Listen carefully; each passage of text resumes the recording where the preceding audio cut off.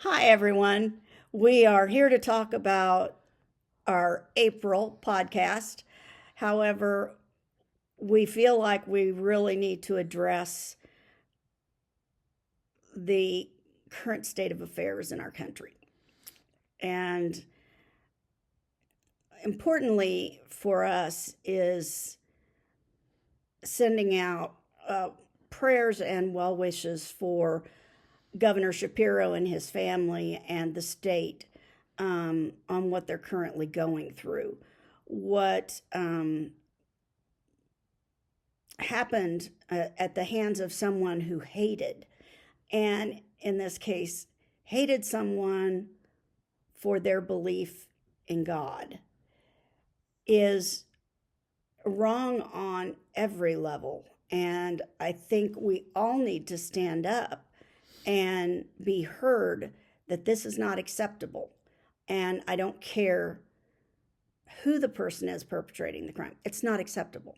It's not any more right than if someone beats up an atheist on the street. But no one does that because apparently in this country you're okay to, not believe in anything. But I would say you can believe whatever you want. You want to believe in fairies? Go ahead. Because until the time arrives that the first felon has become a dictator, we still have that right. So let's focus as much as we can on finding peace and harmony with each other. We don't have to behave the way Trump does or the way his minions do. We don't have to choose to hate others. That doesn't have to be our choice. And so focus on that as we keep going forward, because when the president sat in the Oval Office yesterday and announced that he would send Americans to the prison in El Salvador, that was a pretty clear message that, like Putin, he is willing to send anyone who disagrees with him to a foreign country, to prison. And I can't believe that anybody who voted for Trump expected this. And if you did, shame on you for voting anyway. So our topic for April is education, which isn't that far a trip from what we're going through, because the most important aspect of democracy is to have a literate electorate. And so what Trump is attempting to do is dumb us down and turn us into people who can't think for ourselves. And we just have to stay a step ahead of that. In Oklahoma, we have Ryan, who used taxpayer money to order Trump Bibles for classrooms in Oklahoma. Because, why not? Who cares about separation of church and state?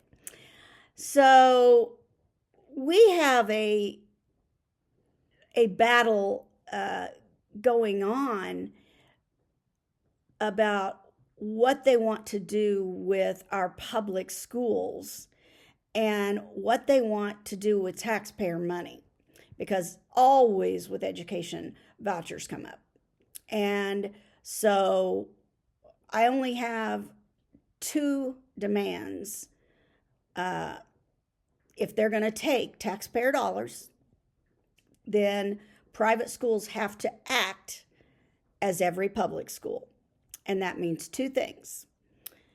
Public schools have to accept any student, regardless. In other words, throw out that they're your particular religious belief. That's not necessary.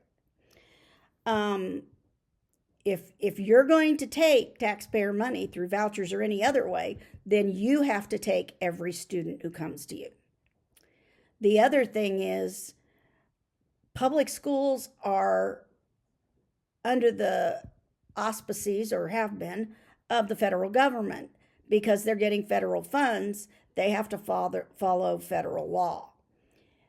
That means if you're going to use taxpayer money, you're going to be taxed.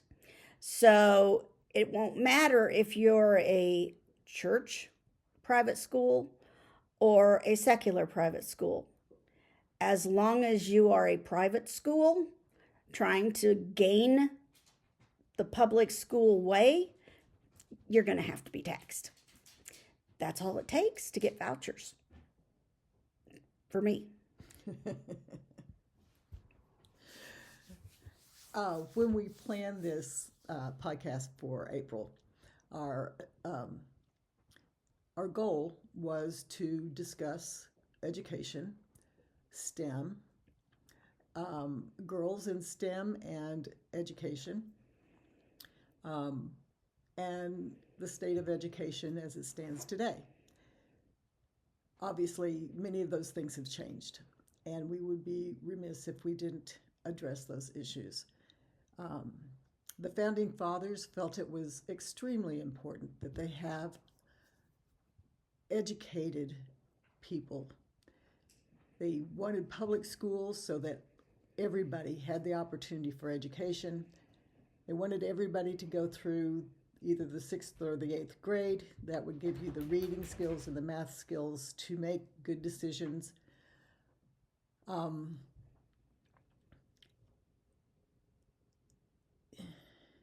With an educated electorate, you get better decisions and a better way of evaluating what is going on around them and make decisions based on that, and not necessarily propaganda. Of course, Trump is against an educated populace. He only wants the very wealthy to be educated. He would prefer that nobody else be educated because he doesn't want people who can think and disagree with him. It has put education in a difficult spot. Our podcast that will be posted at the end of April, we will have 2 guests, 2 educators, as well as Dawn has been an educator. So we'll have several perspectives on education in general and also on what's going on in our nation today. We hope that we provide useful information about education and specifically where girls land in that. So I hope you will join us for Voices from the Middle, Education Today. See you then.